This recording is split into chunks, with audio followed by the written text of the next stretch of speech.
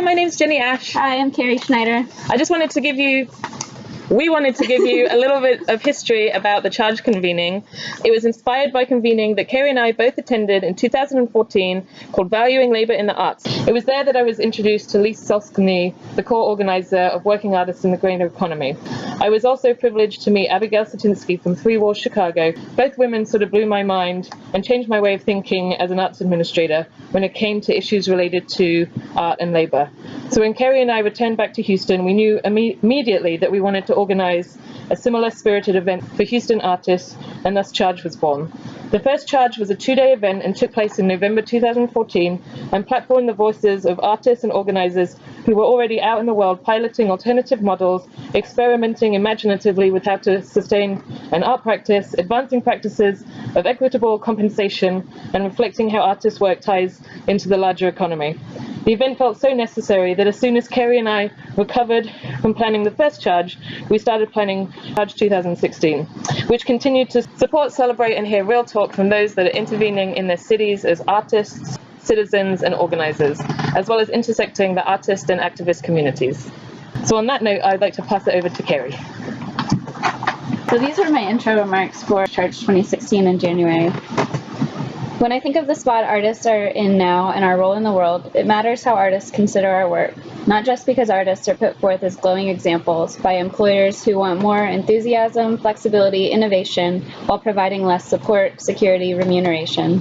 It matters how artists consider our work, not just because we live in a time where human expression, especially online, equals content provision for platform hosts who rely on us not to question how our compensation and exposure compares to their sales from our participation. It matters how artists consider our work, not because artists are to be held apart as a privileged class, but because our work actually culminates when everyone can add to the public imagination and contribute to our city's culture, not only those from a certain zip code or a resource school district or those who can afford to work for free. It matters how artists consider our work and how our work may travel up the food chain, because translations of our work are used all the time to beautify a city, to fill an institution, to decorate inequality, to write off other economies. But meanwhile, it matters how artists consider our work, because artists are now doing what is so needed in our world, remaking the system alongside the song, imaging currently unimaginable futures even while scaffolding them into being. Having been to art school and been through artist professional development workshops, I came back home to Houston and I was working for the census, caregiving for my mother, and trying to figure out how to make art here in Houston, which often feels like the belly of the beast. I heard Ayanna Jolivet-McLeod talk about La Botanica, an artist-run residency called School of Latitudes.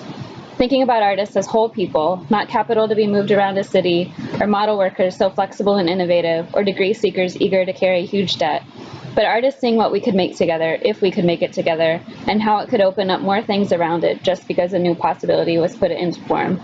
And like care workers, organizers, healers, and all of us for whom what we do will never be reducible to money, holding open that incommensurate sliver means refusing to let the sacred aspect of our work be used as justification for the extraction of what humans express as cheap resource to widen a profit margin when it could be remaking the world. So this is where we stand up. And we don't all agree, but we've come to the table. Sometimes for a while it's a table no one is listening to, but if we've learned anything from being fed off of, maybe it's that the conversations here make a difference and that we get to set the menu. Thank you for considering our application.